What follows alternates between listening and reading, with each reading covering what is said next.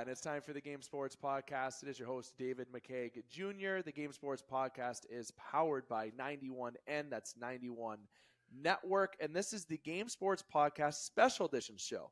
Now, this is the episodes of the Game Sports Podcast where, yes, as I mentioned, special edition category, which is a show featuring a full interview with a very special guest. And normally, there is a co-host joining yours truly, but you know what? I decided to rock it solo here tonight and hog the guest to myself, per se.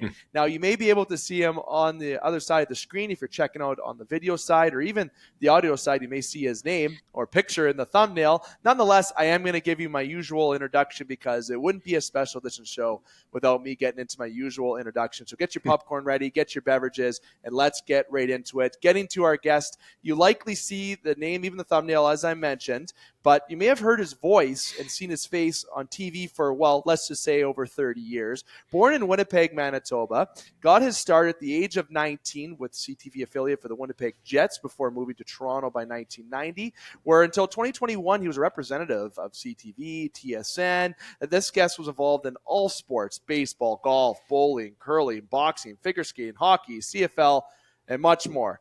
In 2002, he was a guest star in the animated series The Minor Leagues, and in 2005, he won the Sports Media Canada Award as Outstanding Sports Broadcaster. He earned 5 Gemini Award nominations for Best Sports Broadcaster. In 2008, he was named to the Roll of Honor of the Manitoba Sports Writers and Sportscasters Association. In 2013, he received the Queen Elizabeth II Diamond Jubilee Medal. I may have butchered that, but that's fine. If I butcher one thing in the introduction, we're fine, for his volunteer work with Plan Canada. Last but certainly not least of this guy's bio, and fun fact, his son is Tyler Black. If you know sports, you know who that is, or you may not know who that is. Well, let me remind you that he's a prospect in the Milwaukee Brewers organization, who was drafted in the first round of 2021. Definitely a Canadian boy as well. Without further ado, the one and only Rod Black. Rod, thanks for taking the time to chat with us. That was a hell of an introduction. Oh my gosh. And some of it was true. It was fantastic. That Wikipedia, that's something else. Good to see you. And you know what? Good to see you. And I used Instagram. I even looked up some of your older videos that you had. Yeah. Obviously, everyone that knows you got the pleasure to see you on TV with the Raptors, obviously, and everything. And I know we'll get into a lot. But you know what? There's one thing I wanted to get into first. And you're from Winnipeg, right? Yes, sir. I know Winnipeg. Outside of being a podcast host, I do work full-time, as you say, to put more food on the table, if you will. And I know, let's just say, the head office of the place of where I work is actually in Winnipeg. And, you know, I've been told by a lot of people, you know, it's cold. It's cold there in the winter. It's different winters than it is in Ontario. But just in case people don't know about Winnipeg, what can you tell them about it? And the second thing, if you were the GM of a sports team, how would you persuade someone to sign in Winnipeg? Well, I am a proud Winnipegger, a proud Pegger, they call them, and Tobin. I come from a small area just outside, kind of like I guess a suburb, kind of like Scarborough without the romance. It's called Transcona, known for its pink flamingos. Winnipeg is a very friendly place. They call it Friendly Manitoba. It's community. It's home for me. Great sports town. They love their sports. It's grown over the years for sure. It is cold in the winter. It can get cold, but you know, it's. I think with global warming, you never know what you get. I know today, the day I'm talking to you, it's actually warmer in Winnipeg than it is here. I live in just outside of Toronto, so it can be cold. Beautiful summers, incredible lakes, fantastic fishing. One of the best freshwater beaches, Grand Beach in North America, voted by Playboy magazine a long time ago. Great Ukrainian food, great food period. Very diverse community, but as I said before, very friendly, good for families. And I think that if I was a GM, and I've known a lot of them because I've worked there for such a long time, and I still do work in the PEG from time to time, and I did the CFL for so many years. How would I sell somebody? If you like to play for a community that loves its team, there may not be a better community, and that's a hot take, but they love their teams.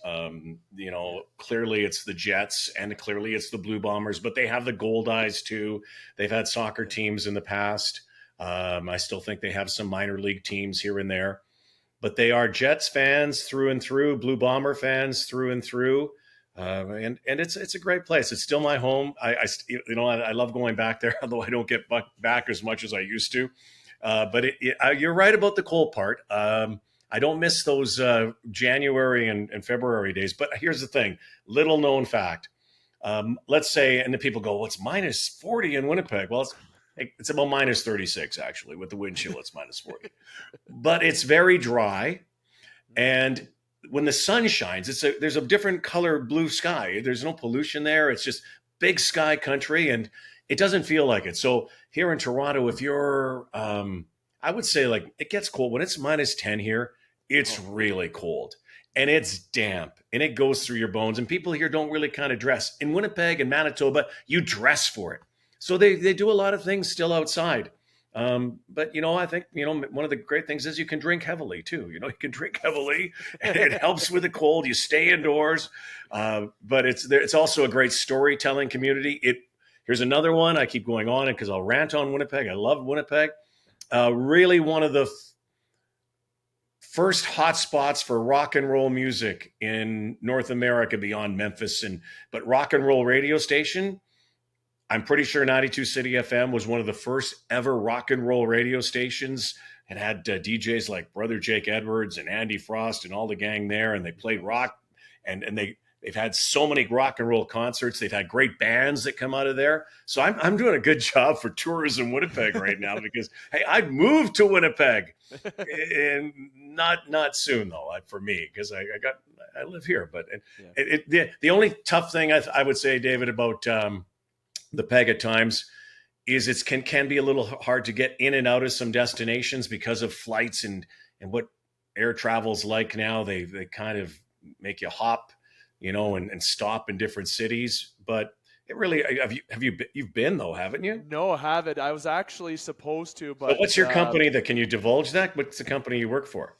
I guess I could divulge it because is it an insurance company? No, it's not. Oh, okay. It's in. You know what? Just in case I can't for security reasons, in the lottery ticket business. That makes sense. It's in the lottery ticket business. And okay. I probably know the company, but you should go. It's a really good summer city for sure.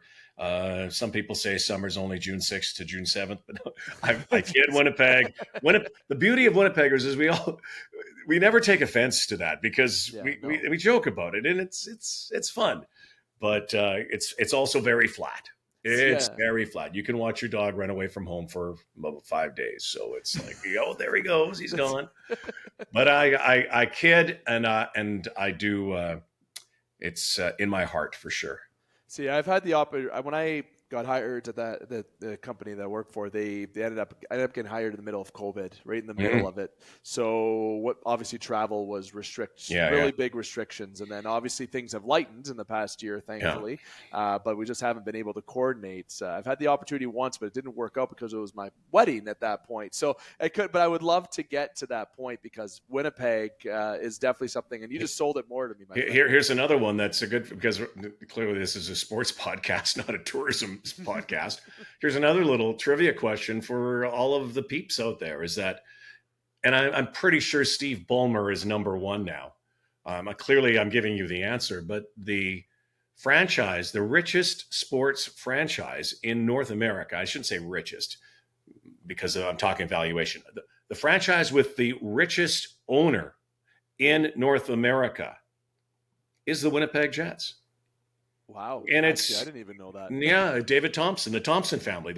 I believe they're like fifth or sixth wealthiest family, and David Thompson has a huge part of the Winnipeg Jets. I don't know if the Jets would be in Winnipeg if it wasn't for Mark Shipman and David Thompson, but Thompson is heavily involved. And again, I was doing the Jets games just before they left the first time, and clearly it was economy. It was American dollars. They didn't have, you need kind of that sugar daddy. You need a billionaire owner now to operate a sports franchise in the Big Four. Yep. And, Ottawa didn't have one. Eugene Melnyk, as much money as he had, wasn't a billionaire. Now they have a billionaire. You have to be a billionaire, and clearly the Thompson money, obviously sings there. And there, it's got a very rich owner and a very, very good fan base. Yeah, the Jets have that passion, but the fan base is so passionate about the Bombers too. Yeah. So here's another one too. You're like, I think, again, when we're airing this, there has been a lot of consternation amongst fans about and the experts, so-called experts. Oh, what's going on in Winnipeg? Why aren't they coming to games? Well, to me, the reason that has happened has nothing to do with the team. Zero, because they're great fans and they have support. But David, you're not a season ticket holder for the Jets. I'm not a season ticket holder, but together, how it works is we're season ticket holders, right? And to me, it's kind of a harbinger or a precursor to our economy. And that's probably not a good sign. If Jets fans aren't going to games, it's not because they don't like the team, because the team is clearly, actually, I think the Winnipeg Jets have a chance to win the Stanley Cup. That's how good they've been this year. They're a good team. Very good team. But what it is, that means that those Manitobans who aren't going don't have the discretionary income right now, and they can't afford to go to those games, or they don't want to use that discretionary income for that. And that, to me, is a precursor to the economy. I always look at middle-class markets as rich as their owner is, but you don't give the tickets away, right? And so that has a lot to do with it. It's not cold weather. It has, apathy. No. They got the population. They got the passion around it. It's just the price. Everything is so expensive, right? Yeah. And that it's so. And the first thing you don't pay is pay money. And by the way, they also go, well, hey, they like to sit at home and watch a TV. No. They like to go to games. Have you seen the Jets fans outside the arena in playoffs? That's one of the greatest scenes ever. So no, it has nothing to do with it, but it does have, to me, if I'm an economic analyst, on Bloomberg Channel or whatever, and talking about the economy and where it's going, that to me is very cautionary. If those middle markets and people aren't using their discretionary income to go to games, that means that our economy is definitely on a downturn. Yeah, and it's challenging all around, and when you get that extra money, and obviously going outside of sports here, but when you get that extra income, you're trying to think of yourself and family, right? That's the big thing. We're in Sault Ste. Marie, Rod. That's where the Game Sports Podcast is. I love the Sault. Sault Ste. Marie, Ontario. I love the Sault. The heart of the Great Lakes. So we definitely feel the cold winters as well. We're border town with Sault, Michigan, so we have a lot of American. Yeah. I love Sault, Michigan too. I've been down. Where's that place? Treetops. Treetops. Have you seen the Polar Stadium too? I have not, but I went. The only time I've been to Sault, Michigan, I actually had to do an interview with Phil Mickelson of all people. Was down there. Cool. Yeah, it's a crazy story. And then, but I've been to the Sault many times and spoke at a few events, but also, through the years have followed that great town. I mean, some of the greatest hockey players who have ever played have been through that great city. So I'm kind of speaking to someone who knows a lot about a fan base that's passionate and people that are passionate. And again, probably a middle income city, and it's all about your town. Yeah. And so that's the beauty. Local thrives here. Local thrives. Yes. Nothing against franchises. And it should, by the way. Local restaurants, local local that's teams. Sports. That's the way it should be. We've lost touch with that. I really truly believe that we've lost so much over the years in terms of franchising and branding and dare I say now into gambling as well. And where every commercial has something to do with some sort of betting company or gaming company. Nothing wrong with that. Hey, it's got passed, but it's not everything. Local is everything. Your town, your team, your home. Sports is territorial. Sports is provincial. Sports is what, where are you from? I'm not a fan of many teams. Like, I'm not even a fan of the Jets just because I did so many games, but I'm a fan when I was growing up. I was growing up with the Blue Bombers. I'm a fan of the Minnesota Vikings because territorially they were close. Close. Exactly. I know I'm sure a lot of Sioux. I was in Windsor last week. Tons of Tiger fans, tons of Red Wing fans. More Red Wing fans in Windsor than Maple Leaf fans. and it's because of that territory, right? Exactly. And the big thing is in Toronto, I always laugh because I think Toronto, when they think of Sault Ste. Marie right now, they think of Kyle Dubas, and they think, Yeah. they might not have the best taste in a lot of Well, and Toronto fans, but Sheldon, you know yeah, what? And yeah. Sheldon, exactly. There's They did but well there, though. they did, and there's a lot of Toronto fans here in the Soo, a lot of Red Wing fans because territorial, as you mentioned. Montreal, that's still territorial to some degree. There's a lot of, we call the Soo Little Italy too as well. A lot of Italians. There's a lot of soccer love here. It's very diverse. Espo was there at one time too, was he not? Phil Esposito. I mean, that's Tony, yeah. So that way, Phil and Tony, and that was their.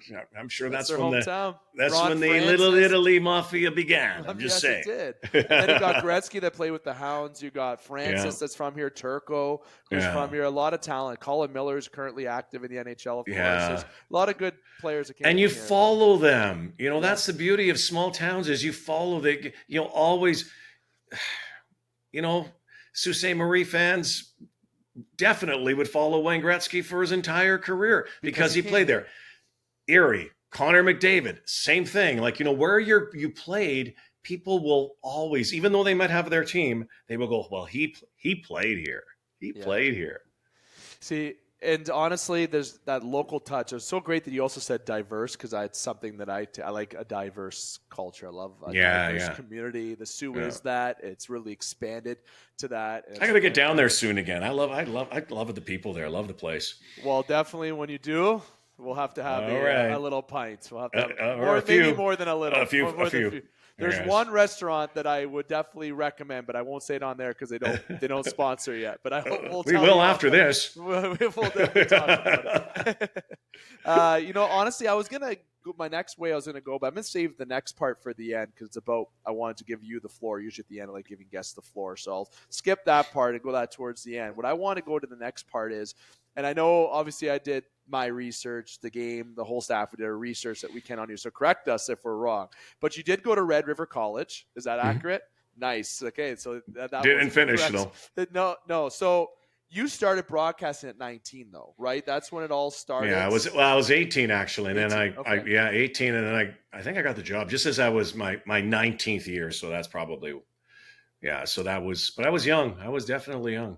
So who was somebody who guided you and influenced you to get into that? I know obviously when you're in Canada, you grow into sports. You're just passionate about it, right? You follow a team. Like you said, you were obviously into sports. So, obviously I give credit to my father who was big into sports, right? Who started me, watching sports. But there must have been somebody who maybe influenced you on the side that got you into the broadcasting background. Yeah, and honestly, truthfully, I always wanted to be a pro athlete, and I played every sport imaginable. And, I kind of knocked on the door on a lot of them and then picked, probably played too many of them. But having said that, it kind of helped me later in my career because, as you mentioned earlier, I've broadcast pretty much every sport imaginable except pickleball, but I'm working on that. That's coming. It's coming. So, but I really love to play, and I was doing a lot of voices and stuff when I was a kid, local radio station. I phone in and have fun. And I was kind of interested in that side, but I really kind of wasn't thinking that I could do that because I was so young, but I liked it. And then my worlds kind of collided. I guess I was 16, 17. I was playing football. I played for the Winnipeg Hawkeyes junior team there. And I liked it. I just didn't like getting hit. And I was a good receiver. I mean, that was kind of like my coach wanted me to be a wideout. He just said right outside the field. But then I became a quarterback, and then I just didn't like getting hit a lot. And same thing with hockey. I just didn't like getting hit a lot. And I played baseball as well, and I kind of dabbled in a little semi-pro team out there. But I really picked up basketball, and I really wanted to be the first white globetrotter. And I did all the tricks, and I don't know how it happened. I think it was just so cheap. We didn't have a lot of money. And the days that we didn't play road hockey or something out in Transcona, I would be out there banging a basketball and kind of pretending that I was Dr. J, who was my hero at the time growing up, and mimicking all the moves. Anyway, I got pretty good at it and played in junior high and high school. I was still playing other sports. I was dabbling in the radio and theater thing. And then I had a scholarship offer down to the States, a place called Bemidji State. And it was on my way down there. It was kind of a dual thing. They looked at me for hockey, and and for basketball. And I was on my kind of recruiting visit, but the guy basically, it was different back then. They basically said, come, you got a spot. So I was about halfway there, and I don't know, I had this kind of epiphany with a friend of mine in the car. I just said, I don't think I want to do this. So I went, I kind of thought I just wanted to maybe broadcast. And I didn't think about getting in sports because there was so many older guys. It was just, the legends. And I thought, oh, that's going to take forever. Maybe radio, doing some stuff. I don't know what it was. Maybe I was a homeboy or something. I just kind of had cold feet. We were over the border. I think we just got into Minnesota, turned around, came home. I had registered for a course called Creative Communications in Red River. And I decided to go there. And I still kept playing sports and kept loving it, but kind of that. And I can tell you to this day, I still have dreams about why I didn't take that. But it was almost like a sliding door thing. Yeah. I decided just for some reason, I just thought that kind of might've been my calling. And then a year later, I was in the course and I honestly thought, this is a bad choice, man. There are no jobs out there. What am I going to do? I'm 18. I got this big afro. I got this cheesy little mustache. Didn't know you had an afro. I don't know what I'm going to. Awesome. Yeah, I don't know what I'm going to do here. I could get in advertising, maybe work in a local. I really like the vibe, and that I kept actually trying to play sports. I was even going to go to Australia to try to maybe play some pro. A lot of little things happened, and then one day this job opening came up in my second year at Red River, and they were looking for a sports broadcaster at the local CTV station. Yeah. And that's everybody kept saying, you should do this. You should do that. I said, I'm too young, man. Who's going to take me? And there were a lot of older people in my class that said, you'll get the job. But I thought, oh my gosh, this is a perfect. And I just said, this might be it. Yeah. And a guy named Peter Young, who was a longtime broadcaster there, came to interview people. Lo and behold, long story short, I got the job, and then I didn't finish school. I just went and I immersed myself in it. It was like becoming a pro. It was like 24/7, 365. I worked late nights, worked all night, started a thing called Plays of the Week. I think we started the first ever Plays of the Week. That was kind of my calling card. Oh, we just had fun. I really liked doing it.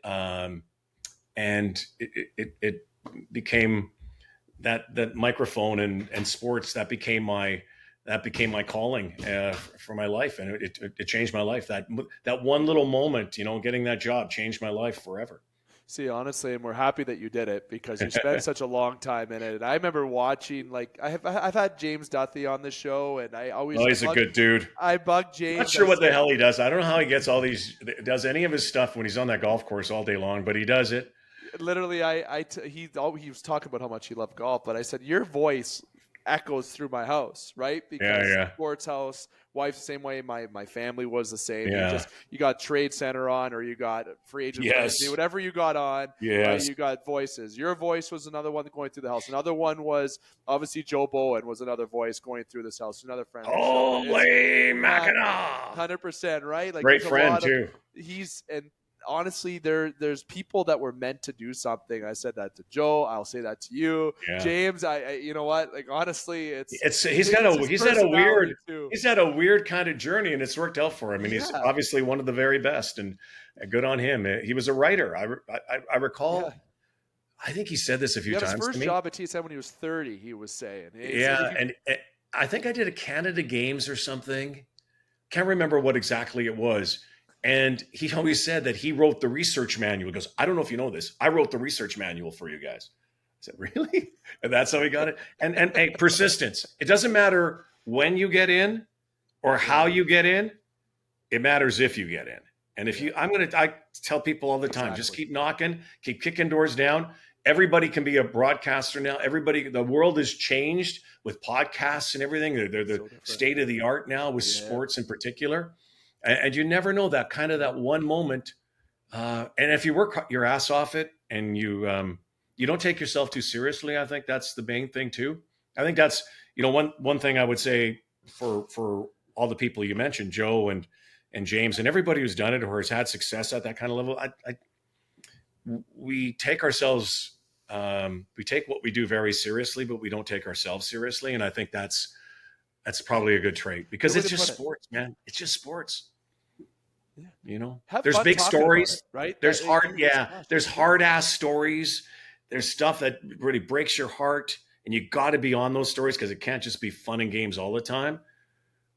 But generally, TV sports was made as a getaway, a toy department for us, to relax from all the daily stuff all the daily crap we have to put up with, and stuff that just lets our brain rest and watch and enjoy. I just was watching a bowl game just before we started, and that's sports, man. Unwritten.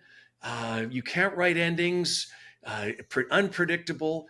This Western Kentucky Old Dominion game you might have been watching, and I'm watching it, and Old Dominion is up 28-0, and Western Kentucky won in overtime. And that's sports, and it doesn't matter what level it is. Yeah, Division I, Division III, high school, male, female, whatever it is, boy, girl, that's the beauty of it. And once you're in it, and I'm sure you love it the same way I do, is that once you're it's in your blood, it's in your heart, and it beats. There's nothing like being at a game, nothing like watching a game, nothing like being part of sports. And that's why it's been my journey of a lifetime. And all the other stuff we do around it, they're very much more important things in sports for my life. But sports has been my nerve center for sure.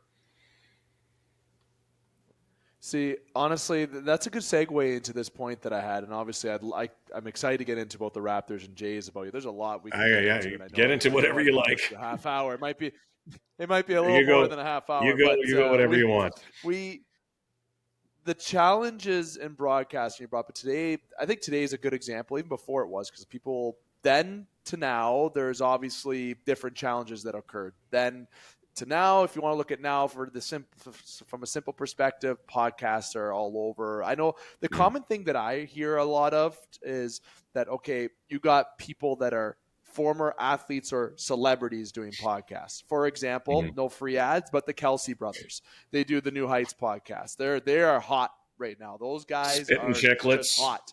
That's Chicklets, right? Those guys, they obviously people feel like they have to compete against them, and that's a challenge. And today is the mental health side of it, where they look at it and say, I got to compete, I got to try to meet, when really, in my opinion, it isn't. You just bring forward the content that you believe in, that you're passionate about, and that is what's going to give you the best feedback for, most importantly, yourself, never mind what others think. So what I want to know from you, though, is the challenges that you've had for 30 years up till now. Like, I'm sure there was a time where you just said, oh my, like, I know you touched on at the beginning, you said, I don't know if I want to do, but you got in, ended up working your way up. But over the 30 years, I'm sure there was challenges that you had to face, or barriers that you had to overcome. And it's actually 40 years.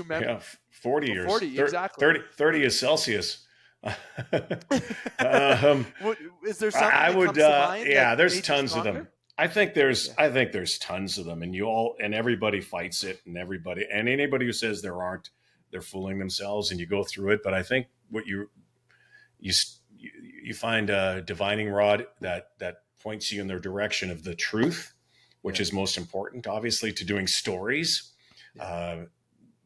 stuff that points you in the direction of the teams that you're covering, points you to the direction of the sport, all of that. I think you have to have, I treat it like bodybuilding. Sometimes you feel a little weak. So what do? You build your body up. Same thing. And this thing is, I can tell you, especially in my early years, I'm going like, well, geez, this is tough. Yeah. You got to do it. And, people are hammering at you and they're saying this and that, and you just got to do your stuff, and you got to believe in yourself. And then you're right. You find your level, and whatever that level is, some get here, some get there, some by luck and pluck get a little higher, in whatever profession. This is just not broadcasting. But you realize too that hard work will pave the way, and you just put your nose down and you develop a very thick skin, and you just move forward. And the beauty of it is, for me, it always was, no matter how hard it's been or whatever we've done, whether we've had transmission problems, where we've made mistakes on the air or whatever it is, generally, if you do the prep work, it'll shine through. And I think don't think I know that, the work pays off. I don't like to go into a game cold. Yeah. It looks like we go into games cold sometimes because we do so many of them, but I can tell you that whatever game that is, like a couple of weeks ago, I did some ESPN work down in Moncton, New Brunswick. And then I had a boxing event the week before. There was like four events that were going on at the same time. And the old days, probably 30 years ago, it was really hard because you had to get your research. You couldn't go online. Yeah, there was no Wikipedia. You had to write things on paper. Well, you had to read. And that's all I did was read newspaper. I used to get 4 or 5 newspapers sent every day to my thing. And I go through them all because I knew that there was different leanings, conservative. And I wasn't just sports. I read everything because I knew that I needed that knowledge. And that brain's a muscle too. It's going to grow and you develop. So the more you put in, the more you'll have at your disposal. So for whatever game, like every 3 hours, I say it probably takes 20 hours to prepare and making sure you have all the names. And I can tell you it's hard sometimes because you go into a game and then they change everything. And they go, I was doing the CEBL this year and I love this Canadian Elite Basketball League. It's fantastic. Yeah. And it just, you come to the arena before, by the way, just want to let you know, we just got 2 new players. Like, what? So now you're just, now again, if that was years ago, I'm going like, what are we going to, so what I do, I go and talk to the player. Go and find out how they say their name, first of all. Tell me a little story about yourself. Sell the players. The game will take care of itself. But back to the original question, yeah, you're going to go through a lot of challenges, a lot of ups and downs, but there's going to be a lot more ups and downs. And the beauty of sport is that there's usually a game a day and there's another game the next day. So no matter what happened, and sometimes, David, it's the games that you never expect that are going to be the greatest games. I can tell you, I've done broadcasts where I thought, oh my gosh, this is maybe one of the greatest broadcasts we've ever done as a team in that. And you never hear it from fans. They go, oh, whatever. And then you'll do a game that was not very well produced, or there were some mistakes or whatever, like a glitches here and there. We could lose a camera, whatever. And people go, that was the greatest game. You guys were unbelievable. So you got to take everything. I think it's just like in life, brother. Yeah. I think you just take everything with a grain of salt and you move on. And I've frankly learned a lot of that also from my athlete friends and my coaching friends, because no one takes more criticism, I would say, or is more looked at under a microscope than any of the professional athletes or athletes that we cover, because it's very hard for them too, especially in a day of social media. And everybody's got something to say, good, bad, or indifferent. You could have the greatest game in your life. If there's some hooligan idiot out there that's going to write something out, I think you just got to realize it and just move on. I always say, don't take a step back, take a step forward. And I like that thick skin reference because that's so important in any area. If you go from an athlete perspective, you could take that from even a full-time worker perspective, as to what field you're in, or in broadcasting, because you're going to have, let's say you have this clip and it has 1,000 views, right? And whatever it may have. And you may have 29 likes, 39 dislikes. But you know what? And you got comments and there's some are positive, some are negative. You can't read into that.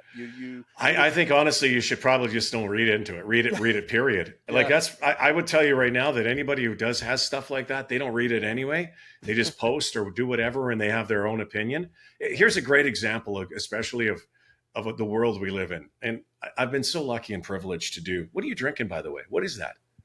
Each episode, I enjoy a drink. I'm not going to lie. So it has ginger ale in it and a rum. That's actually how we broadcast the Olympic Games. It's unbelievable. We do actually tequila. No, kidding. It's a bamboo banana-ish rum, to be honest. I like that. When I go to the Sioux, I expect 2 of those. Oh, more than 2. So you go, you're lucky, and we do all of these broadcasts, and you just know the big ratings. Like, I was lucky enough to work for a network. So generally we always had really big numbers for whatever event it was, because we did big events. That's what happens. And I never put a lot into it. I know salespeople did, managers, Olympics, you get like 8 to 10, 12 million, sometimes maybe 20 million people watching. The NBA championship, I know we had probably a whole country watching. When I did the Blue Jays, we had a whole country watching. Yep. Here I did the CEBL last year. And J. Cole was playing. for the team, right? Yeah, that's right. And J. Cole, he's actually a very decent basketball player. He's a fantastic person. Yep. And it was so cool, like, having him around, Jermaine Cole, to have him there, and he was really just a nice dude. Anyway, he got into one game. He wasn't playing much. He was a hard worker. Definitely wasn't one of the best players on the team, never mind the league. But he got in, he hit 2 threes, and I called the 2 threes. I think to this day, if I go on that, out of all of the events that I was lucky enough to broadcast, if you added all of those ratings, those people who watched up, it doesn't equal the impressions that 2 buckets from J. Cole got. I think it's up to 200 million views or something. And the guy, because he got 2 baskets. So does that? I'm not saying that because I think that's impressive. I'm saying that because if you look, you go, oh my gosh, 200 million. It doesn't matter if it was 2 or 200. No.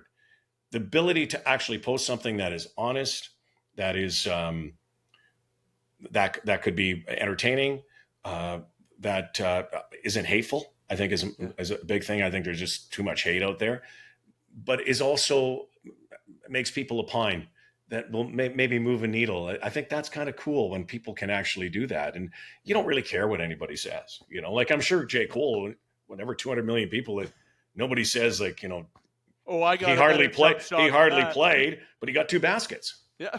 So again, I think it's just such a, we live in that kind of world of 50% like it, 50% don't like it. It's yeah, it's like the old saying when you were coaching used to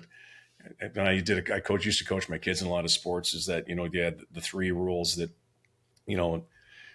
3 people are going to like you, 3 people are going to not like you, and 3 people are going to hate you. So you just kind of got make sure you put the people that like you, make sure that they're the goal scorers or the stars of the team, because not everybody can play. Anyway, it's all that's kind of the way the sports world spins. See, and usually I'm a prepared guy, but you saying that made me think of a quote actually from Ryan Reynolds where he said, and I'm going to just summarize, I'm not going to say it because I don't want to butcher it, but he said, the bigger the crowd, the worse usually it is. The smaller the crowd, that means the better it is. In short, that's not the exact quote. No, you're not wrong. It was a good quote, right? But either way, going to what we said here, there is a comfortability in coziness and just being there's something about a smaller room. Work in a smaller room. I do a lot of speaking events. I kind of like that. Sometimes smaller rooms are really hard to work, but sometimes there's that. It's a charm to it. There's a charm to it. You're really tight and close, and it's kind of like what podcasts have become. I'm a fan of them. I listen to quite a few of them, and I really like to get to know. I think people now, especially celebrities, people with big names, high profiles, seem to even if they're not sitting beside you, because of this new format, they tell you stuff that you don't normally get, and I think that's the beauty of. The beauty of this new age, if there is a beauty to it. Definitely. Now, one thing I want to get into, and this is the Raptors and Jays. So actually, there's a lot. There's a good chunk, but of course, there was something that I watched. Speaking of YouTube, I'm going to go with the Raptors here, and I am looking down for people that are watching my videos. Speaking of criticizing, I want to make sure I get this right. I'm going to read this. So on the YouTube channel, it's called My Canadian Moment, is where I read this or watched this. You shared your favorite Canadian moments. And there was a number that you brought up, obviously, but there's one thing that stood out to you, and it was not only in 2019 did the Raptors win. Oh, this is for Canada's Sports Hall of Fame. I do remember doing that. So I won't say what it was outside of them winning. What was the one thing in 2019 that stood out? Well, I can't remember because we had a big party after that, but I will never forget. There's a lot to it, and especially since I did the first games, the Raptor games, and I've been, a long time with my buddies and Leo and Paul Jones and Jack and Maddie and all those guys. Yeah. And we're broadcasters. All we do is tell stories, but we're also a team, and we're a team, and we're following a team. And this team was incredible. 2019. I yearn for 2019 again because it was so magical and there's so many things you can learn about building a sports franchise. By the way, get the best player. That helps. It helps a lot, It does. And then have equal parts to help that best player, because I'm going to tell you right now, people say, well, you never would have won without Kawhi Leonard. Well, I would tell you We don't win without Kyle Lowry either. I mean, if Kawhi doesn't have Kyle, we might not. And I say we, the Raptors at the time, Canada might not have an NBA championship. I will tell you right now, the Toronto Raptors would not have won an NBA championship if it wasn't for DeMar DeRozan, because you didn't have a guy who built the franchise, got us to that next level, got this young team that went through so many failures, including himself, to that next level. He and Kyle together, and then the ability to trade a commodity like that for a known commodity in Kawhi. If you don't have DeMar DeRozan, you can't get Kawhi Leonard. Exactly. So there's a lot of little pieces, but yeah, that night it sticks with me for a long time. And both Leo and I looked at him as the clock was winding down. He had a tear in his eye. I think I had an allergy, but but I do recall the people that were there, and I know there was some criticism for one security guard and the way he handled Masai, but I really appreciated all the security guards in Oracle Arena at the time for allowing the Canadians to stay. They could have kicked everybody out, and everybody was staying, and it had to be a couple of thousand people, and everybody was in such a party mood. Everybody was celebrating, everybody. And then they just burst into "Oh Canada," and that song. That's the moment. Yeah, that song and again, I've seen that happen before, but not with that kind of spontaneity. No. And it was just such a neat moment because it just wasn't a Toronto win. It was a Canadian win. And speaking of diverse, nothing like a basketball crowd. Every ethnicity. Everyone in that crowd standing. And a lot of them had come from, I'm sure down from British Columbia. Some came from Alberta and the prairies. Many came from Toronto, but was so many Quebecers. They came down there, and it was a hard ticket to get. By the way, they're very well could have been a seventh game, the way that was going. You never knew. Yeah. But that moment, them singing "Oh Canada," I get chills every time I see an athlete sing it, a team sing it. Yeah. But let's face it, we really only had one Canadian on the team at the time. Some Canadian staff. But I'm watching the players, and they're singing. Yeah, it was special. It was so special. Won it for a country, like you said. I remember being, and I can actually say this establishment because they sponsor the show. It's called Sports Center Bar and Grill in Sault Ste. Marie, Ontario. We were there watching the Raptors. Sports Center Bar and Grill, official home of the 2019 NBA champion Raptors. Exactly that. And there was friends of ours out there. The bar was packed when the Raptors won that championship. Celebrations took everywhere in Canada. Free shots. I don't know if the owner knows that. Now he does. Free shots were put around the bar, and did he have some rum there for you? Oh, there was actually whiskey at the time. Oh, there there was you whiskey go. going around. But either way, it was something that everyone wanted to celebrate, right? And I stayed, Rod, to watch the entire ceremony, okay? And so that would have been, so let me think, because that was, I'm going to say 10:30 in Oakland. So that had to be 1:30, 2 o'clock in the morning. About that. We're at the bar sitting, and I know there was a group of our friends. Were they still serving? So they... Yes. Should I just give I'll give the thumbs up. Well, yeah, you don't want they are a sponsor, but you don't want them to lose their license. No, they were appropriately doing what was necessary. Yeah. But we were sitting down watching, me and my friends, and then my wife and a few of our other friends were watching, and they couldn't understand why we had to watch and stay and watch the TV. Yeah. I did not want to miss a second until the credits came on. There wasn't credit, but until it cut from the air broadcast to go to Sports Center because it was it was TSN. And then we were still on. Yeah. I think we had to go up and we had to do this after show. I'll never forget. That was way up in the rafters in Oracle, and there was Paul Jones, Eric Smith, Maddie, Leo, myself, Jack, kind of all the broadcasters, and we went around and we were taking calls and or tech emails, and that went for a couple of hours. And I'll never forget, Jack was just getting lit, and he says, "Yeah, we effing won the championship. We effing won the championship, you guys. We effing won it. We won it." And then we ended up going to a party after, which was underneath the bridge in Oakland on the way back to San Fran. So everybody was there. That was really cool. It wasn't as crazy as you would think. It was celebratory, but I think the guys were just beat, and they were kind of getting ready to to go the next day on Drake's plane because they were going to Vegas. They gave everybody else in the media their tickets who normally are on the charter. They gave them tickets and said, okay, here's your ticket home. You're not coming on the charter because it was going to Vegas. And I actually was going the next day. I had to do a CFL game the next night in Edmonton. Oh, really? It was the opening of the season. Or no, it was opening. It couldn't have been. No, it was a preseason game. It might have been. No, you know what? It was the opening of the season. And so the night after, I left that party at 5 a.m. I got on a plane at 8 o'clock a.m., got to Edmonton around 10, got a nap in, and then did the game. And I was still higher than a kite in many ways. But yeah, it was just it was just magic, man. It was just magic. I thought if you would have told me when I was younger that I would have saw the Raptors win before the Leafs or Jays, I thought I would have maybe said, no. Because basketball. Yeah, you obviously weren't born when the Jays.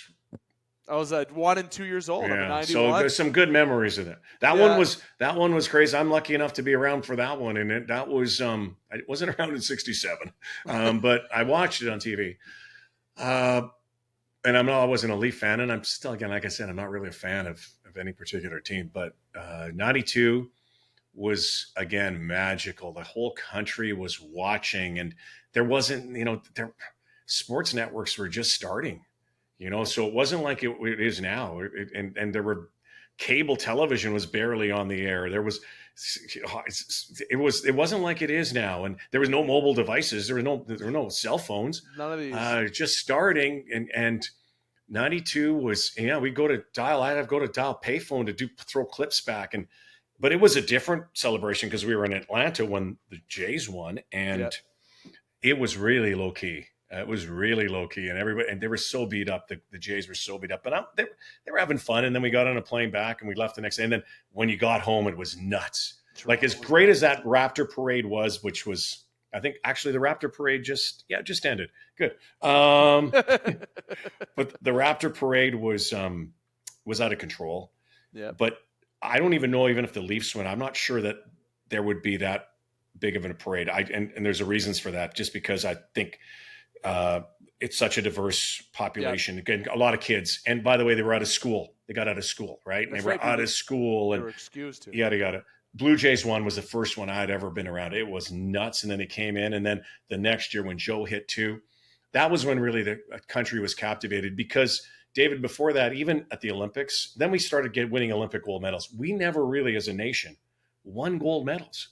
Yeah. 92 was kind of that first year in Barcelona that we won gold medals. We hadn't, 88, we won the gold medal and was taken away because of the steroids and all of that. We really didn't win.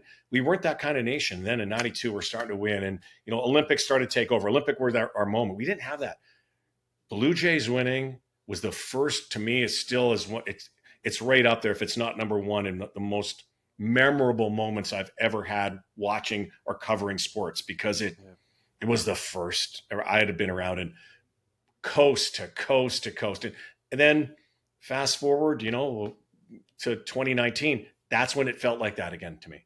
Yeah. A whole country watching a team. You won't get that. If the Leafs win a Stanley Cup, or the Calgary Flames or the Montreal Canadiens, last time they won a cup, that was 93. Yep. You don't get a whole country celebrating. No, Vancouver has a good chance. No, but it's the Blue Jays and the Maple Leafs, or Blue Jays, and the Raptors, because they own a country. I think we should have the Expos. We could have had the Expos win as well. I do think we're going to get another NBA franchise someday. Do you think Vancouver's? I think it could be Montreal even before Vancouver. Yeah. So it won't be the same. That one, not 2019, will stay in the history books forever.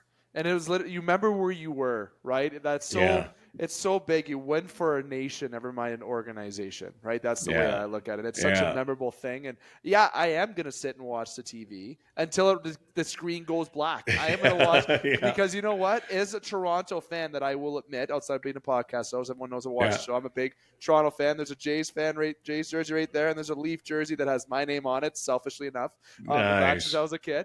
But the reason being, what's that other jersey? This is a Steelers jersey. Oh, Pittsburgh yeah. Oh, Steelers. is that Polamalu? Yes, it is. Yes, nice. And that's a men's league hockey jersey up there. Oh, that's the most important one. It is. It's the fun one, the beer league one. Yeah. And I got a Leaf jersey. Oh, there's the Jays one. Who's your Jays jersey? Vladimir Guerrero Jr. Oh, nice. I had a Bautista. I'm actually a big Bautista. Hopefully that will be worth some money someday. And if he stays a Blue Jay, who knows? I thought there was going to be more players going there this summer, but we won't get into that. It's a little expired. But there was someone else I thought going there this year, but it didn't happen.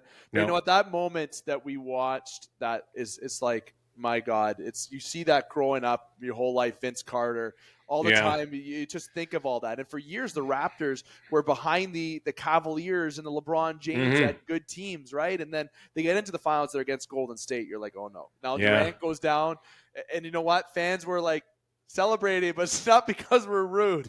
It's because we've had so much pain and we've had so much that we wanted. We sucked so bad. So bad. So bad. I did the first years of the Raptors, and it was fun, but man, even those first couple seasons, I'm going, I'm not sure we're going to be here in another 5 years, never mind 10, never mind 25, never 26 years, 27. Relocate us real quick. I'm going like, those uniforms they look terrible. We're playing in a terrible stadium for this. And yet, years later, that jersey is probably the most popular jersey. It's funny how that works. Nostalgia comes back. Comes back. And then you're right, though. Vince Carter changed things. I was doing the games. I remember doing his first game of national television. It was after that kind of mini lockout that they had. It was in February, home game that they had. Played against Boston on the Friday. They came home to play against the Grizzlies, and first time he got the ball, slammed it. I think it was over Bryant Reeves, I'm pretty sure. And then it was like, oh my gosh, this guy's for real. And that's when I honestly think that was kind of the first turning point where we said, oh my gosh, this is really cool. Yeah. Really. I think the time they beat the Bulls was cool. It was kind of a novelty, but you still kind of went, what's going to happen? Get your own arena, Vince Carter, bang, bang, bang, bang, bang. What we love, especially in Toronto, I think, is to have justification or verification or validation from our friends in the States. Oh, look at Canada. We're so Canadian. We say, oh my gosh, look at how good they are. Yeah. And we want that. When they go, oh, I'm sorry, we're rated. Yeah, I'm sorry. Yeah, it's pretty good. And that's exactly how it worked. I think it works in sports with that. Still to this day with us. Yeah. But you get that validation. And Vince was that instant validation that, oh my gosh, there hasn't been a more important basketball name in our country since James Naismith. And then at the same time, Steve Nash was playing really well. And then he made young Canadian players believe that they could do it, especially guys who might have been undersized. Yeah. And so there were just great worlds were colliding. Worlds were colliding. That I was going to say, my thing with combining the Raptors and Jays. The Leafs, hockey's hockey in Canada, so we don't have to worry about enrollment in hockey. But you speak of baseball and basketball. When the Raptors won, the effect on the country that it does for enrollment in basketball for youth basketball organizations skyrocket. The baseball, that bat flip by Bautista that was heard all across Canada, the enrollments also went up right after that bat flip, right? And it's the big thing now. So, I think we go back to what I asked you about pitching as a GM. When you're a GM of the Jays, you're the GM of the Raptors, not the Leafs, because the Leafs are just a mecca of the hockey world. But you talk about those two teams, it's one team representing one country at this time anyways. And you can be your effect on that team, aka what Shohei could have done if he came here. I'll mention the name that we were talking about a few moments ago. It would have changed the dynamic of I feel like Toronto sports would have just everything in sports would have pivoted. Especially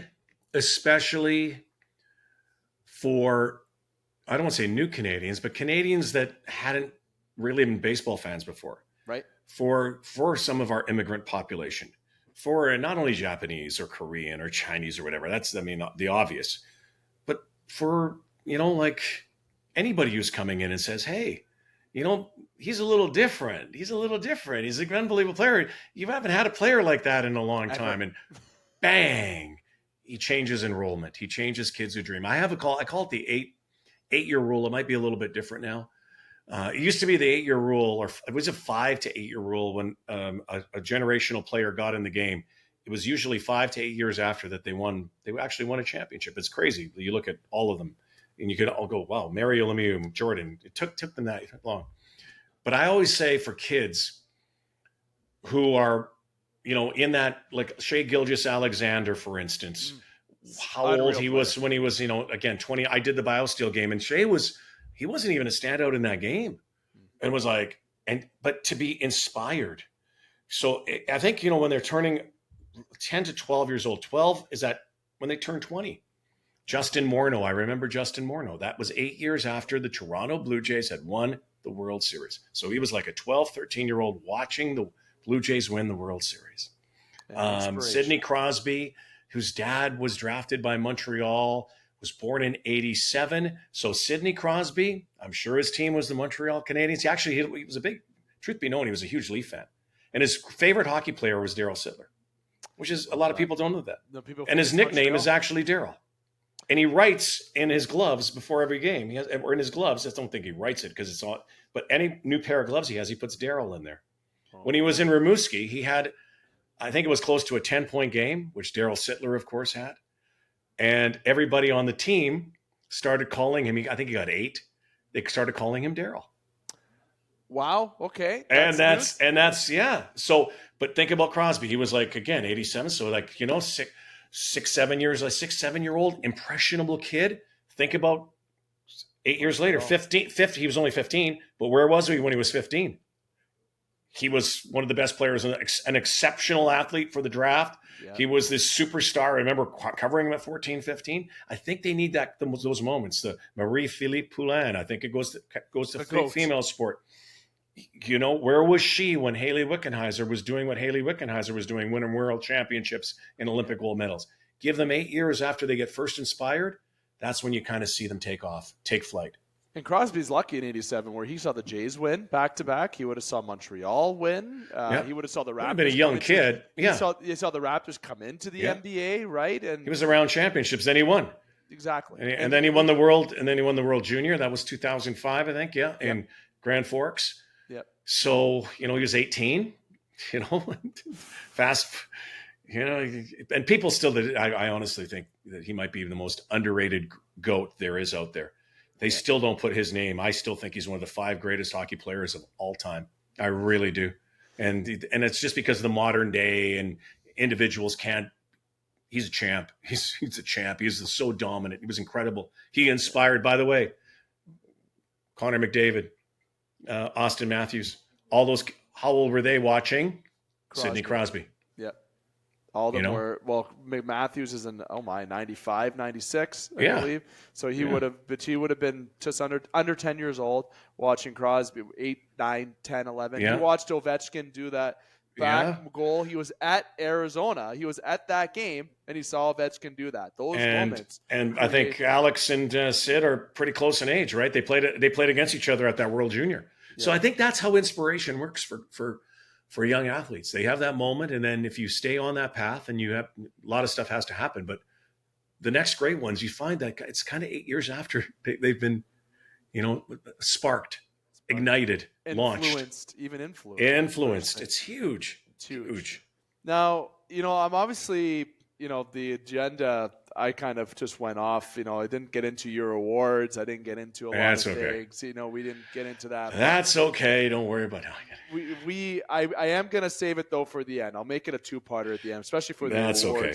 The awards part. But we don't, honestly, that's nice stuff. But honestly, I never even thought about them or never think about them. And it's like, I thought this is my award last year for winning the scoring championship in my old fart league. The pleasure of this is my award after that's game it. Right here. This beverage. Yeah. But you did cover the Olympics a little bit. And I'll go into this just quickly. You covered 92, 94, 2010, 2012. Yeah, 96 too. Did 96 in Atlanta. The bombing. I actually went there for the bombing, and then I saw Donovan run. Covered that. But as a reporter, we didn't have the rights. So 92, 96, London, Vancouver. I love the Olympics. There's nothing like it. So with recording the Olympics, is that how to make sure it makes sense when I say this, is covering the Olympics like the Olympics for broadcasting? Am I saying that right? Is that Yeah. Yeah. As much as, and again, I pulled the Blue Jays win and the Raptors win on real. People always ask me, I really don't. It's so hard. I'm blessed and lucky to been around all this, but to go to an Olympics and to you feel like you're representing your country, not as an athlete, but you're representing your country as a broadcaster, and you have a responsibility as a broadcaster to cover it at the best of your ability and to frame stories, because the Olympics are really about stories. And I wish pro sports was more about that instead of the over-unders and the parlays and all that right now, which is fine. Betting everywhere. Betting. And people care more about what they're going to, what their over-under is on tonight than they care about the real honest to goodness, pure stories that we need to hear more of. I think we kind of lost that. Like, we go to intermissions now, and the intermission, it's nice to have a panel, but I just watched the game. I just saw a good game. I know, I'm glad that they're breaking it down. And I'm glad BX is out there, and I'm glad, Dave Poulin's doing that, and Jeff O'Dog's doing all that. I like it. Shorten that up. Just give me, I've seen it already. I've seen that. I like to see more features again. I like to see stories, and I want people to tug on my heartstrings, or perhaps even go the other way and make me like, or maybe even dislike the athlete. Find out a little bit more. And that's what the Olympics are about. You have never heard of these athletes ever. You get a research manual like this, and you got to pore over it for months. And then you find these unbelievable stories of where they came from, because they are amateur athletes. But they're so good at their sport. So good. And they train their whole life for 10 seconds, 10 seconds, some of them. And could be abject failure, disappointment, and tragedy, and all of those things. But there's nothing like it. There's nothing like the Olympics. You get home, and every Olympics I come back, I've really had to have a kind of a meltdown, withdrawal, just go away from sports for a bit, just because it's really emotionally taxing, especially when you see the anthems being sung, or you see somebody who just missed the podium, or you see the joy, but you also see the heartbreak. That's the Olympics. The Olympics, there's nothing like it. It has been diminished. I believe the Olympics have really been diminished over the years. People kind of go, oh, when's the next? A few years ago, we knew, can't wait for the next. It doesn't seem to have the gravitas that it once had, because I still don't think we build up the athletes enough before it. 2 weeks before the games, everybody goes, Olympics. Then you have to watch it overnight. You don't get any sleep. To me, doesn't seem to have the oomph that it once had. I can tell you can go ask anybody on the street, where's the next Olympics? Where's the next 2 Olympics? Nobody. I get 1 out of 10. Yeah. You used to always know. I knew bang, bang, bang, bang, bang, and you kind of forget. But it's the Olympics. And David, I don't know if you've been to have a chance to get to one or see one. I encourage everybody, if you get a ticket, get a chance to go. Everybody should get a chance. The television set's marvelous, or however you watch it, but to see it in person is remarkable. My friend is Brad Jacobs, a friend of mine, and he ended up obviously winning a gold medal in the Olympics for curling. And I always say that he was a big part in really putting forward curling, because he brought a different approach. Brad's a great dude. He brought a different approach to curling, where he celebrated, right? Very hockey-esque, right? That's not known in curling. That's not like that, right? It's like golf. You don't scream in golf, right? It's a gentleman's game, if you will. I know curling didn't really have that name. And the Americans loved it. Yes, they did. Love it because they were wondering. Even my good friend Charles Barkley, I remember he said on the air, my favorite sport is, I don't know what curling is, but I think what is it, Dustin? It's not curling, it's Dustin. And then he kept phoning me. He goes, who's playing who? And like, hey, I love this sport. Man, I think I want to try this. I said, no, you can drink, but that it's overcome that kind of. It's very athletic now. Yeah. Great athletes. You have to be a great athlete. The strategy is incredible. It's getting better, I think, too. But here's another thing. They got to be careful with curling. It's wall to wall. I saw what happened to skating, because I love skating, covering it, and it just got oversaturated, and there was the same on every time. And it's great for the sport, but there's so much wall to wall. Now the curling fans love it. They love it because the microphones have changed it. Yeah. But you got to be really careful, because what you're going to do, it's like golf is now with PGA Tour and LIV. When you have too much that is not significant or majors, you're going to bring the rest of your product down. Yeah. And I think you're going to see that happen in golf for sure. And the people are only going to care about the majors. You saw it in Indy racing. They divided everything up and they oversaturated it. You saw it in boxing. They divided everything up and they oversaturated it. So I just hope curling it. And I had a really good conversation recently with Jennifer Jones, who I really admire. What an icon and a Manitoban as well. And, right. And Glenn Howard, who I have great respect to him and Russ. We had a great conversation about where it's going. And they feel that too. They go, we got to be careful of where we're going with the sport. Having said that, it's a rock and roll sport now. They've rocked and they've rolled it. And it's because of what you said, the celebrations, the cheering, the athleticism. When I first started covering curling, was back in Manitoba. We would have 20 minutes of sportscast a night. 15 minutes of it would actually go to curling. We had cameras out. The largest bonspiel in the world, I think it still is, but it would go 24 hours. My sports director sent me out at 2 a.m. was the MCA bonspiel to cover curling. That's how popular it is there. And I'll never forget, I'd go there at 2 a.m. and there'd be somebody smoking a dart, and they had the corn brooms going and I'm up. And they'd have a drink between, and yet they were in the MCA bonspiel. And it's different now. It's not the same. And Brad's obviously a really thick guy. It's a whole different approach. Yeah.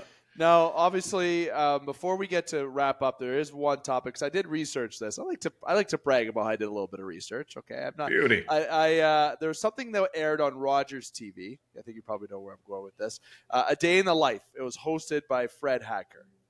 Oh, yes. Yeah. So, up in Midland, Ontario. Yes. Yeah, so it was about an hour filled of your history. Was it? About in the world of sports. And you brought up one story about interviewing Wayne Gretzky. And it led to you becoming best friends with his agent. Oh, yeah. To this day. Yeah. So I don't know if you wanted to share that. Sure. It's my first ever hockey broadcast. My first ever hockey broadcast was in Edmonton. And I will tell you, it goes back to what we said before about, all the challenges. And I will tell you, I could have gone swimming and would have had less fucking sweat on my body, less dampness on my body. I could have had a shower. I was just sweating that whole day because it was the Oilers against the Jets. It was 1983. So I was about my second or third year in to broadcasting. And it was my first, I had just got the job. We got the rights to host. Hockey was different back then. You only had a Saturday night game and a midweek game, and the locals did the midweek game, so that we were doing the Jets games. And I'll never forget, Calgary's host at the time was Ron McLean. So I'd see him all the time, and we'd always see each other. And so we come in, and I'm all excited about this. And they go, and John Shannon is my producer, my first ever producer, great man, one of the great producers I've ever worked with. And he goes, Roddy, big boy, I got Gretzky first intermission for you. I said, whoa, it's awesome. And as a host, that's what you like. That's when you used to do interviews, and they used to sit down and you'd have them for like 3 or 4 minutes. Yeah, it was really cool. And Ron McLean used to have they put this little studio thing up behind you. So I was going like, and I knew Wayne a little bit. I had interviewed him a few times when he came to Winnipeg before. And I know him. He was great. By the way, he's the great one for a lot of reasons. And I wasn't nervous about that, but I kind of thought, okay, well, so I'm kind of preparing questions. And I think through the years, I realized, just prepare the information. Don't have your questions ready, but I'm kind of going. And then we get to the end of the first period, a couple of minutes are left. I'm going, man, it's going to be good. I can't wait. Got prepared. Wayne Gretzky.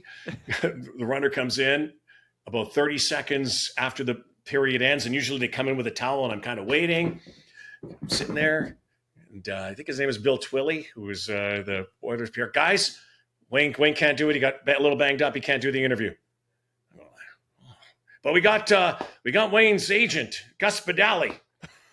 I said, well, and the only good thing was that I knew Gus because Dave Babich and Dale Howardchuk were his agent too. Gus, and people who don't know, your listeners and viewers, was the Jerry Maguire of Canadian sports agents at the time. He had 17 of the top 20 forwards. He had them all.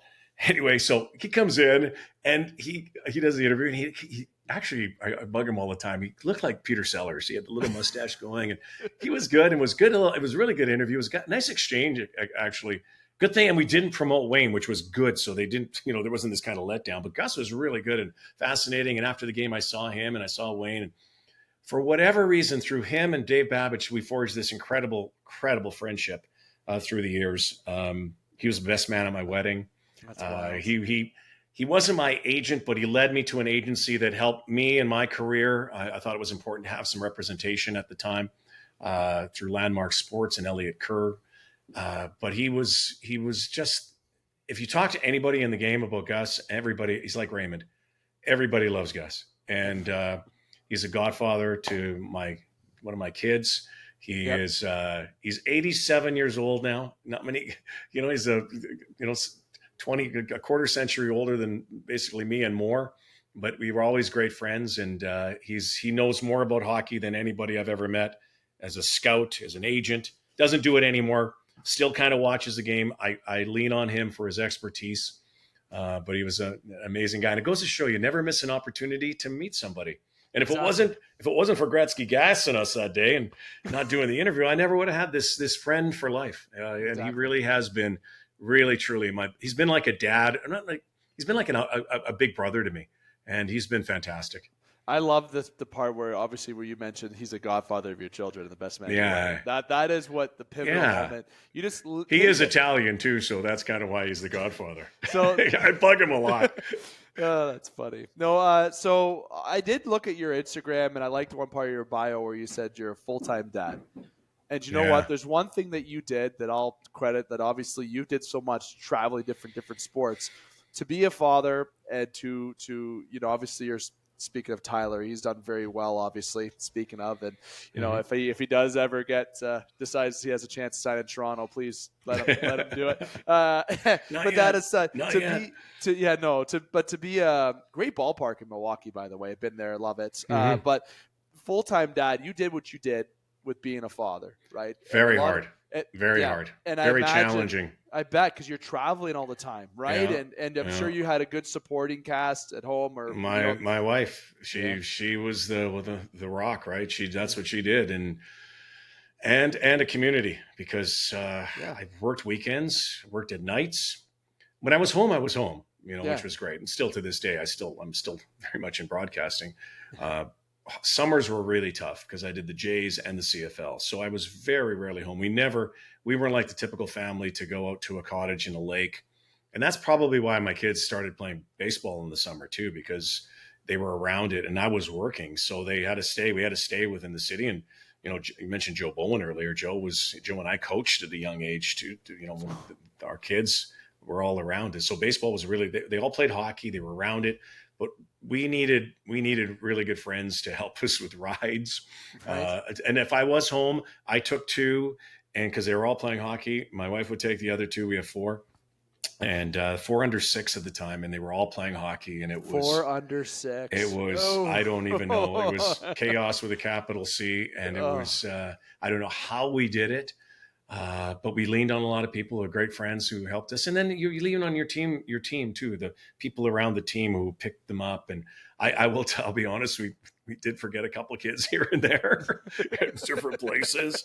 But I do think that our entire life, my wife's father was a National Hockey League player, played for Boston. Oh. My dad was on the verge of making the Rangers, and then he got hurt. So, it goes back to your first question earlier about, how I get involved in sports. And our whole life has been not just sports, but it's pretty much revolved. And we got our kids involved early, and through, by osmosis, maybe through what I did and what my wife's love of it, they were actively involved, and they loved it. And there's nothing like a life in sport.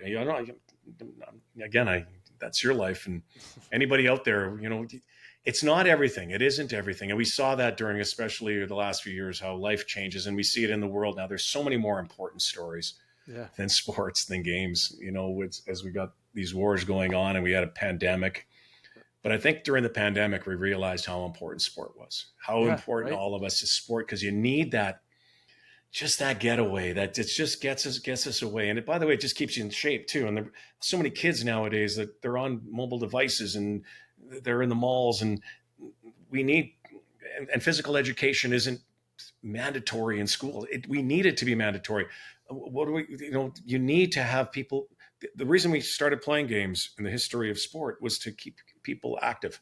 Yeah. And we Healthy need living. more of that. Healthy living. And that's, really through our life with our kids that's what it's been. And it's been great to watch them too. It's been great as a mom and dad. It's stressful watching your kids play in any sport, but I love watching them. My daughter played hockey at a very high level. She's in college now. And unfortunately for her, it's over. She'll play like I'm sure some intramural.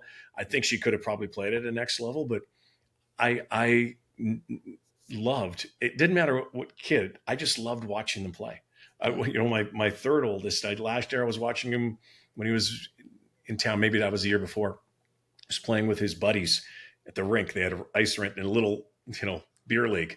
I go and watch because I love to watch. Yeah. You love to watch your kids. And as a parent, that's what we're put here for.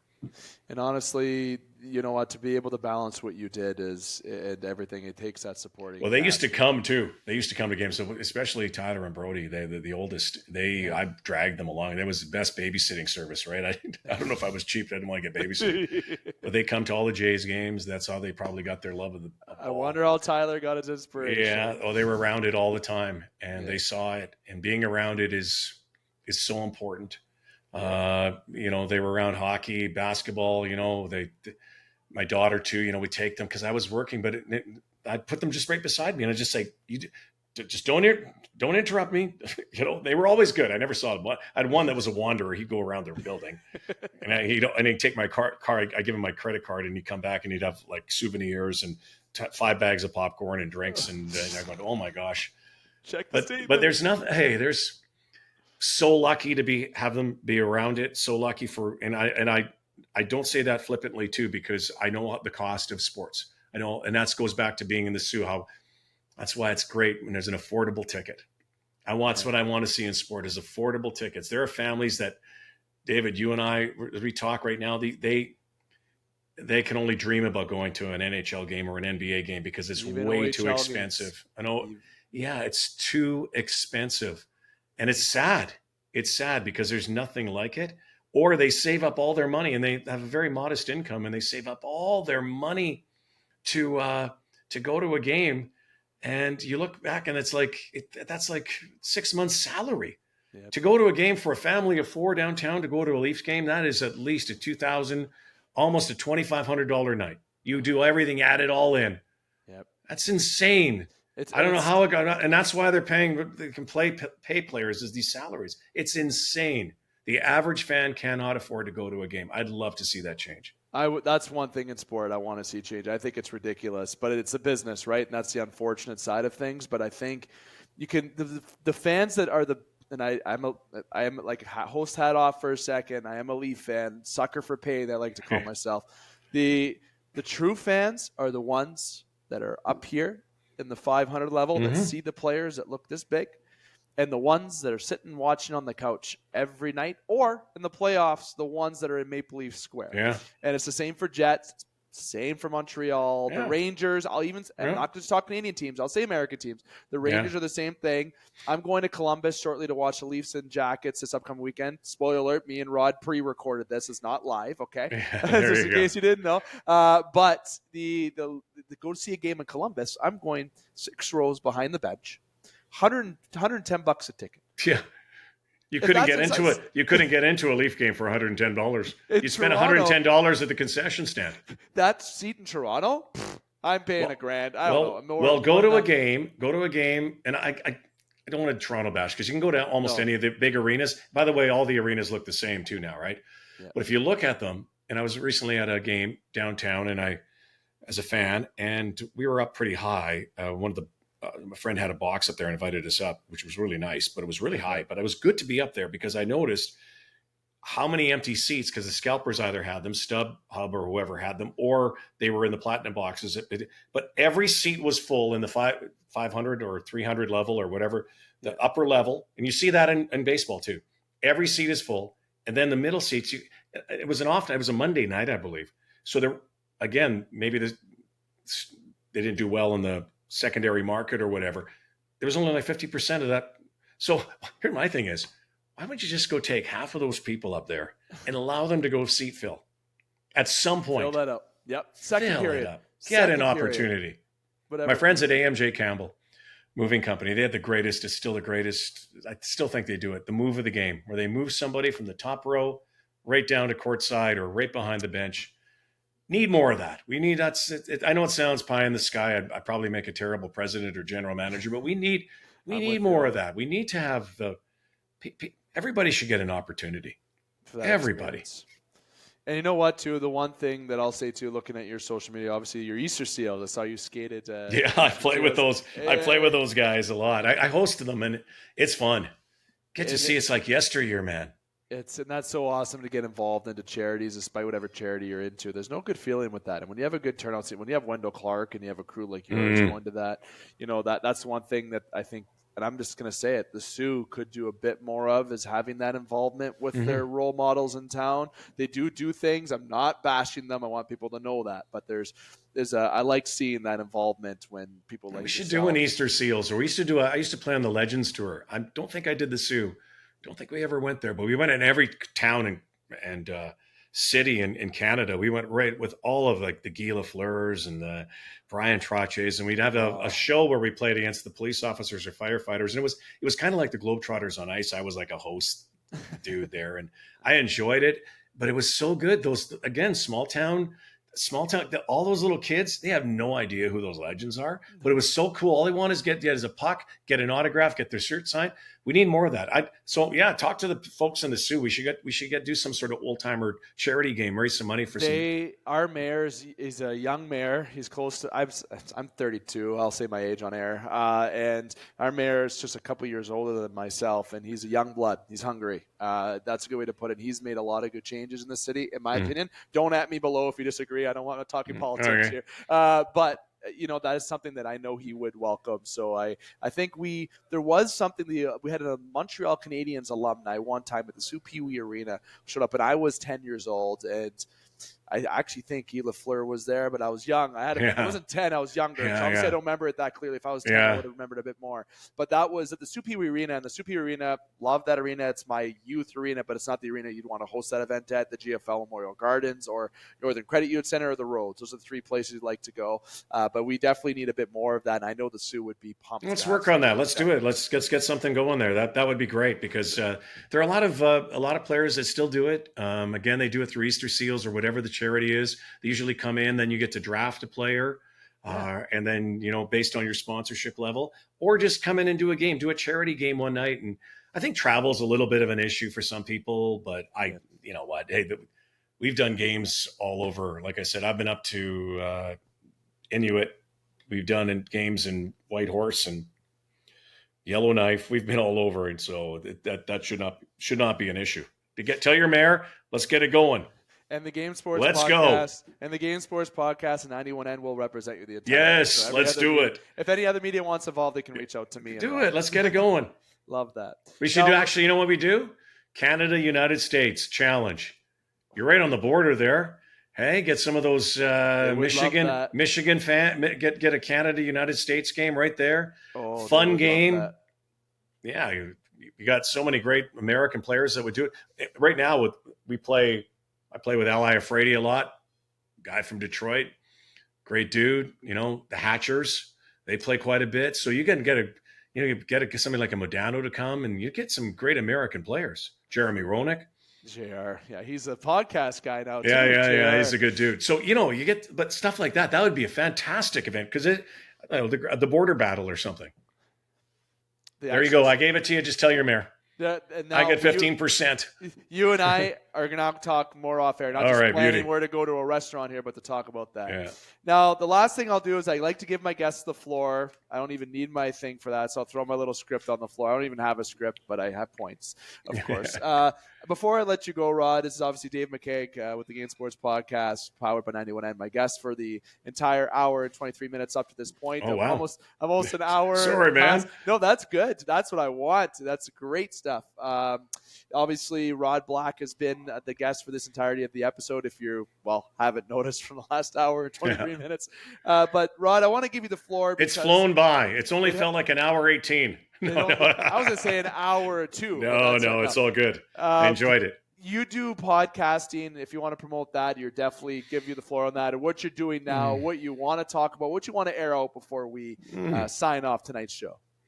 Well, yeah, I think there were a lot of people a couple of years ago, a year and a half ago, I left TSN. I thought, it wasn't a retirement. I'm not retiring. I want to keep broadcasting. And I really honestly want to freelance. And I like doing every sport imaginable. And I love doing games. And I love the podcast side. I really was reticent at the beginning because this is not a knock on you or anybody else, but I just find that podcasts are like buttholes, right?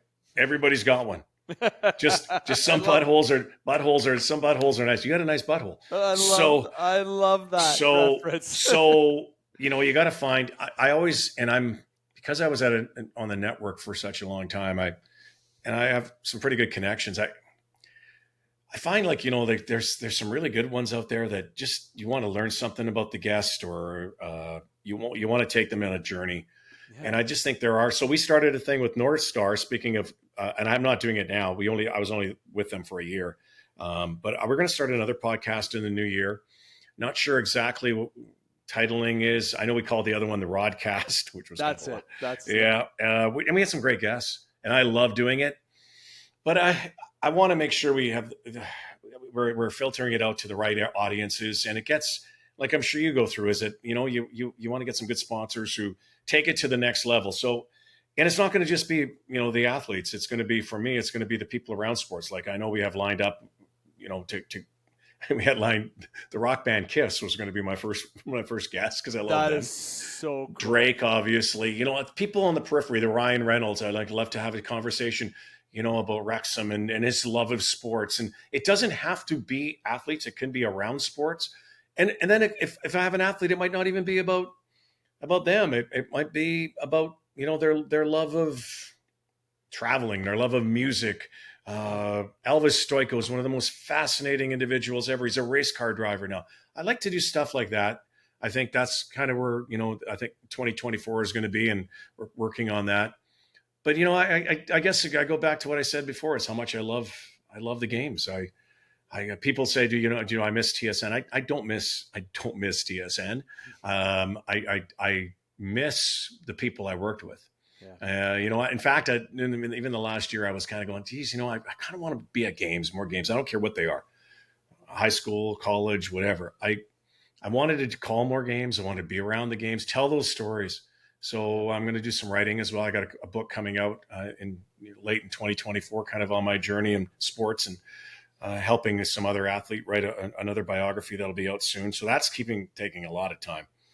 But I love the games. Again, the day doesn't go by where I'm not watching it. So if I'm not watching it, I'd like to report it. And I don't sports shame or broadcast shame anybody else, but I know one thing: nobody's ever watched more games than I have. That's pretty kind of a sad thing. That's kind of a sad statement on my life, but I love them, and I love the unpredictability and the beauty of the games. And even in times of darkness, I do believe there's shining lights in sports, and we need it in our society. We need that, and I love it. I will keep doing it, and whether it's watching my kids play. But telling stories, that's what I love doing, is telling. This is what this is. Podcasting is telling stories and telling. I think people need a little more positivity too.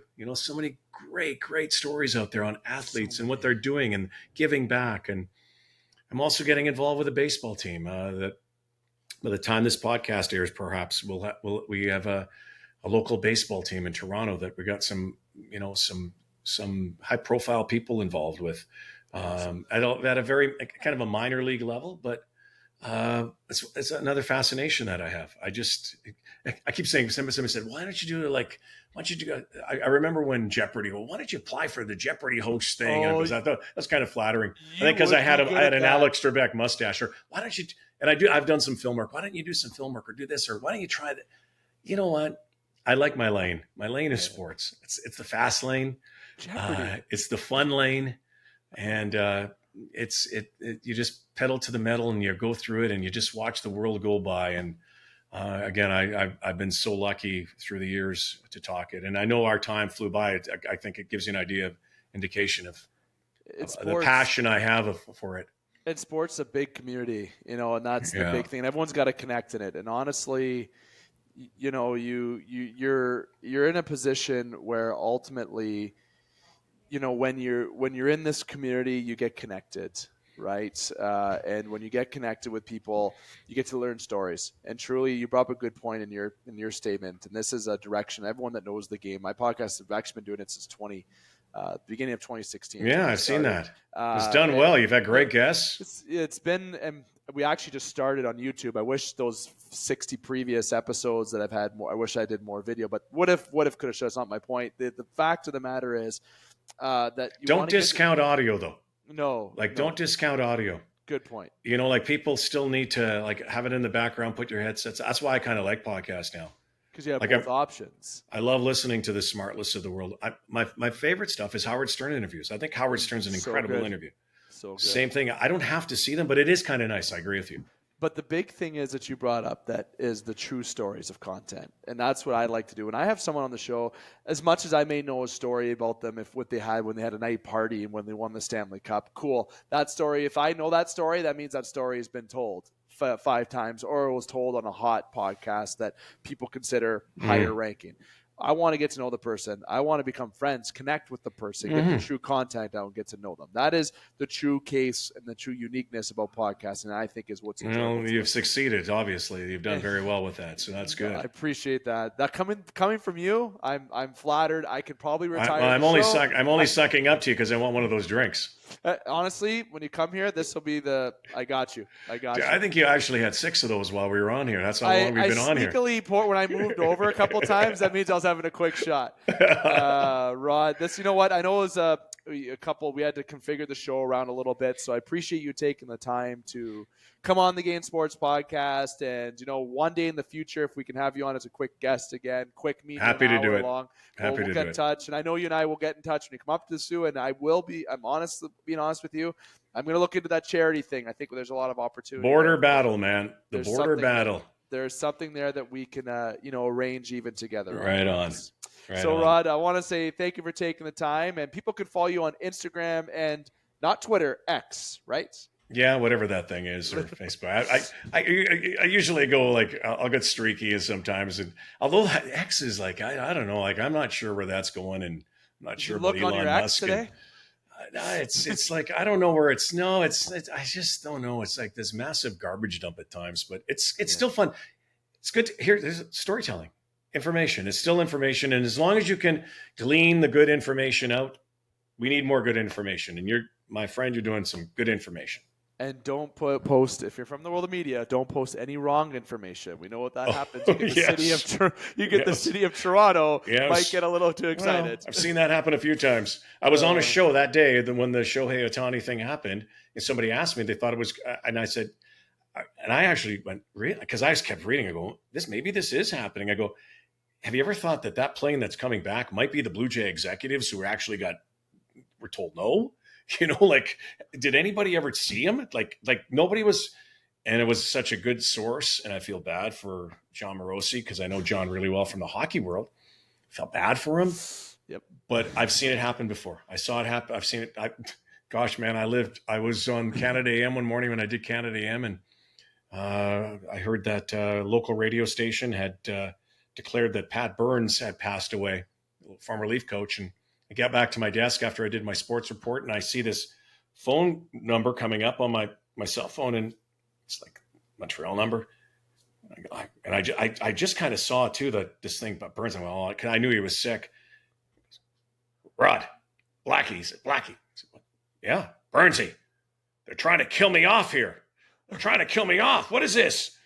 He didn't die. They reported that he had passed, and some really legitimate announcers and broadcasters and journalists said that he had died, and he had not died.